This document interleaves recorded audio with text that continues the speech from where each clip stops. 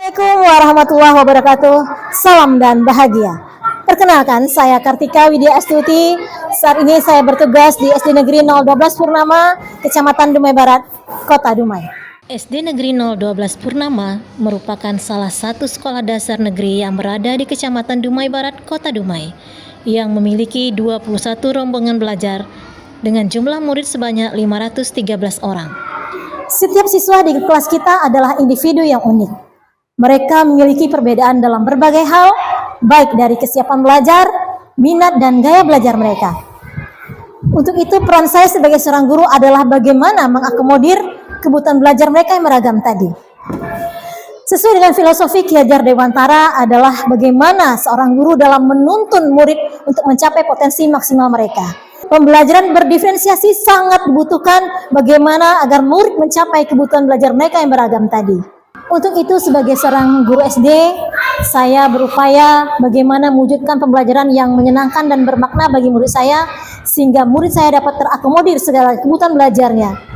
Dengan pembelajaran berdiferensiasi, dapat mengakomodir segala kebutuhan murid yang beragam tadi.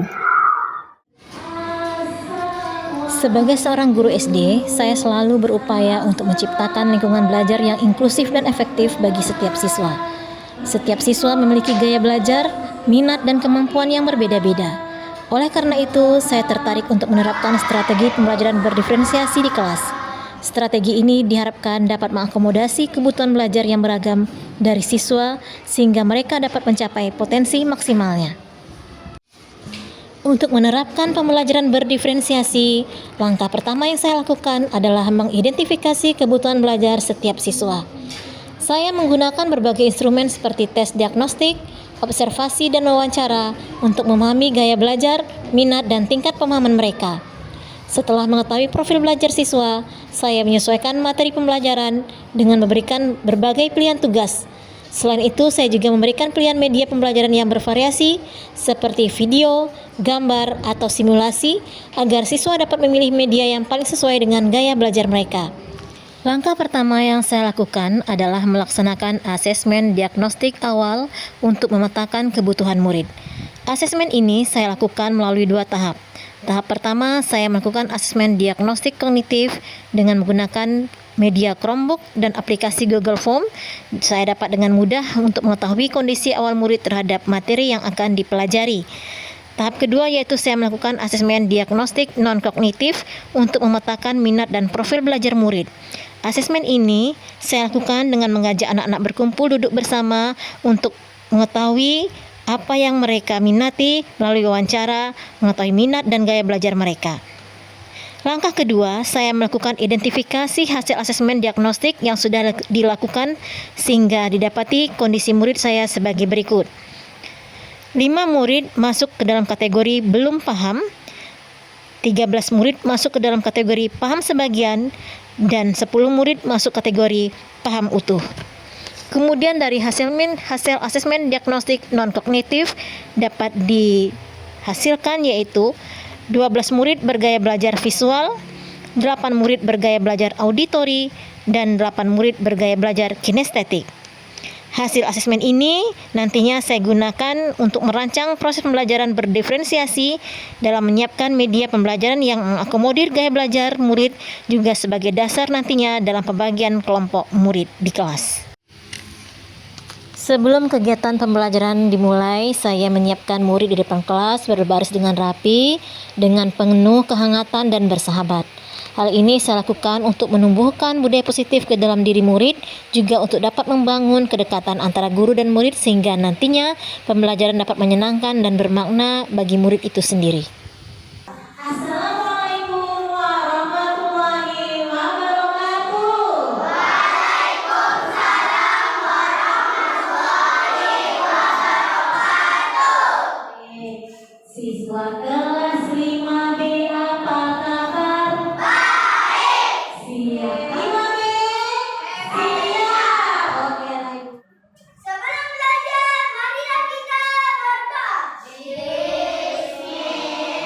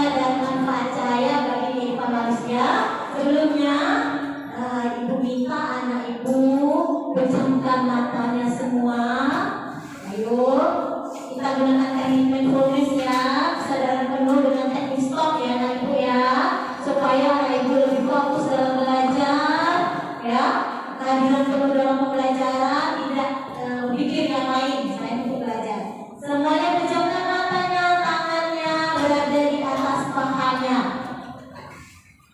Ya, pejamkan mata. Oke, tarik nafas yang panjang, hembuskan pelan-pelan. Oke, selesai. Nah, sebelum kita mulai pelajaran, anak ibu masih ingat keyakinan kelas kita? Masih apa kan? Semangat dalam belajar. Semangat dalam belajar, baik. Tepuk jempol. Jempol kanan, jempol kiri. Ya. Nah, nanti kita dalam berdiskusi juga saling menghargai teringat ya. Baik anak-anak ibu, kita lihat ya Nak ya video berikutnya. Saya adalah perlombaan ekspresi. Ya, bagaimana saya melangkah dan ya saya melangkah ya. Setelah kelompoknya ini ada, anak ibu bisa menyimpulkan sifat-sifat saya. Ya, ini ada gambar ya. Oke ya.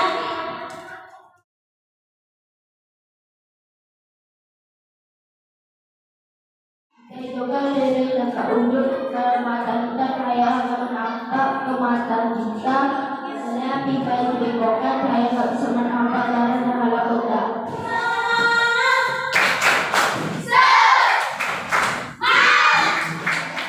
Iya, Bapak dari kelompok ini yang dapat. Oleh mata betul sekali. Kemudian ada apa sifat saya? Pertama, ada yang jelas semuanya? Oke, pelajaran kita yang tutup sampai sini ya.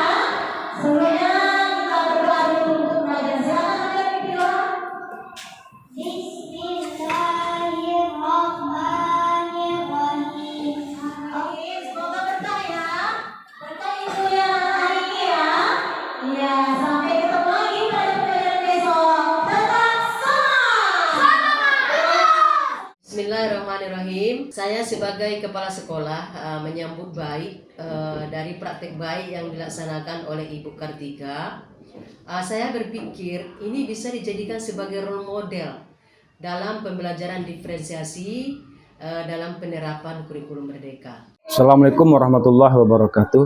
Saya sangat merespon praktek baik yang dilakukan Ibu Kartika Dwi Astuti karena saya jadi mengetahui pembelajaran berdifferensiasi dapat memfasilitasi kebutuhan murid yang beragam. Belajar bersama-sama Ibu Kartika sangat menyenangkan karena menggunakan video pelajaran yang dan sesuai dengan minat kami masing-masing. Pada prinsipnya, pembelajaran berdiferensiasi dapat mengakomodir segala kebutuhan murid yang beragam, sehingga pembelajaran dapat menyenangkan dan bermakna bagi murid, sehingga mereka dapat mencapai potensi maksimal mereka.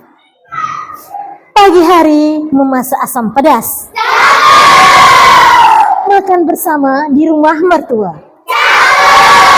Ayo ciptakan pembelajaran berkualitas melalui implementasi kurikulum merdeka.